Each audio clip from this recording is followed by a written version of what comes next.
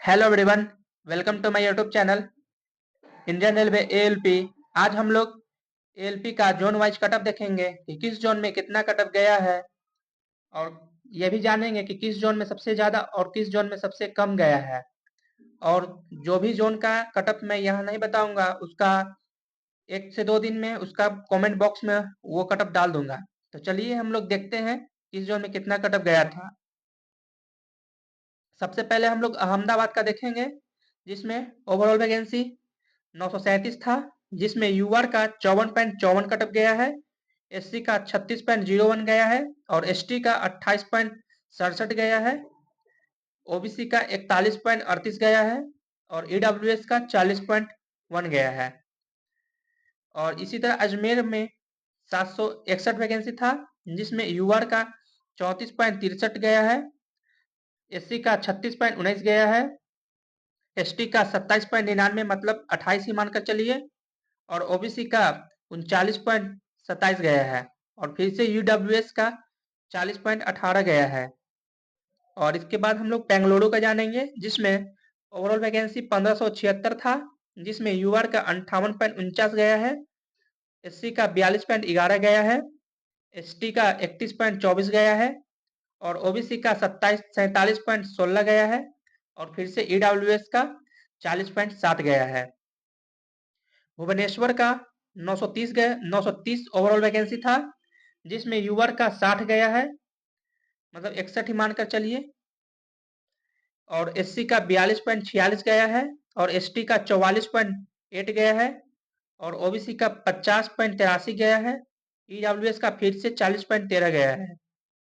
और सबसे ज्यादा वैकेंसी बिलासपुर में था, 4435 था, जिसमें यूआर का 58.41 गया है, एससी का 40.68 गया है, एसटी का 30.39 गया है और ओबीसी का 46.14 गया है और फिर से ईडब्ल्यूएस का 40 गया है। चेन्नई में ओवरऑल वैकेंसी 493 था, जिसमें यूआर का 49.51 गया है, एससी का 34.42 गया है, एसटी का 25.7 गया है, ओबीसी का 39.35 गया है और ईडब्ल्यूएस का 40.15 गया है। गोरखपुर में ओवरऑल वैकेंसी 143 था, जिसमें यूआर का 63.9 गया है, मतलब 64 ही मानकर चले, एससी का 44.13 गया है, एसटी का 25.24 गया है और ओबीसी का 51.37 गया है और फिर से ईडब्ल्यूएस का 40.099 गया है, मतलब 41 ही मानकर चले। जम्मू कश्मीर, जम्मू एंड श्रीनगर का ओवरऑल वैकेंसी 130 था, जिसमें यूआर का 52.53 गया है, एससी का 35.49 गया है और एसटी का 25.3 गया है और ओबीसी का 38.15 गया है और ईडब्ल्यूएस का 41.67 गया है। और इसी तरह हम लोग कोलकाता का देखेंगे, जिसमें 1123 वैकेंसी था, 1123, यूआर का 63.44 गया है, एससी का 45.72 गया है और एसटी का 34.71 गया है और ओबीसी का 46.82 गया है और ईडब्ल्यूएस का फिर से 40.5 गया है।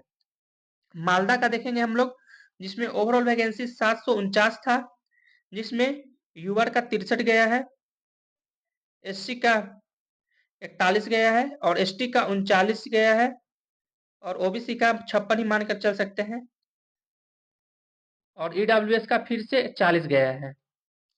मुंबई में 1745 वैकेंसी था, जिसमें यूआर का 57 कटअप गया है और एससी का 36.68 गया है और एसटी का 30.48 गया है और ओबीसी का 44.87 गया है और ईडब्ल्यूएस का फिर से 40 ही मान सकते हैं।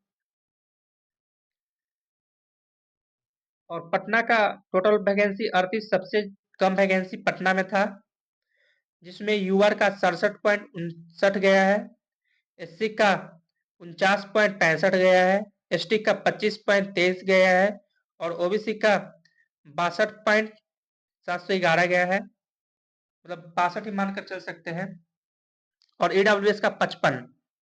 प्रयागराज में टोटल वैकेंसी 847 था, जिसमें यूआर का 59 गया है, एससी का 48 गया है, एसटी का 25 गया है और ओबीसी का 54 गया है और ईडब्ल्यूएस का फिर से 40 गया है। इसी तरह हम लोग रांची का देखेंगे, जिसमें ओवरऑल वैकेंसी 511 था, जिसमें यूआर का 61.61 गया है, एससी का 39 गया है और एसटी का 31 गया है और ओबीसी का 48.48 गया है और ईडब्ल्यूएस का फिर से 40 गया है। इसके बाद हम लोग सिकंदराबाद को देखेंगे, जिसमें सेकंड सबसे ज्यादा वैकेंसी था 2528, जिसमें यूआर का 56 गया है, एससी का 38 गया है और एसटी का 32 गया है और ओबीसी का 43 गया है और ईडब्ल्यूएस का फिर से 40 ही गया है। इसके बाद हम लोग सिल्लीगुड़ी में देखेंगे, सेकंड सबसे ज्यादा कम वैकेंसी था, सबसे कम वैकेंसी सिल्लीगुड़ी में सेकंड था, सेकंड में था, फर्स्ट में तो पटना ही था, जिसमें टोटल 38 है। तो सिल्लीगुड़ी में 87 था, जिसमें यूआर का 62 गया है, एससी का 44 गया है और एसटी का 32 गया है और ओबीसी का 55 गया है और ईडब्ल्यूएस का 40 गया है। तिरुवनंतपुरम का देखेंगे, ओवरऑल वैकेंसी 233 था, जिसमें यूआर का 48 गया है, एससी का 30 गया है और एसटी का 31 गया है और ओबीसी का 40 गया है और ईडब्ल्यूएस का फिर से 40 गया है।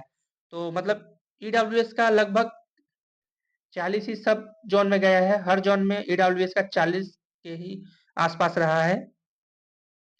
और नेक्स्ट वीडियो में टेक्नीशियन पे लाऊंगा, उसका भी रिजल्ट बहुत जल्द आने वाला है, तो आप लोग को जल्दी ही रिजल्ट आएगा।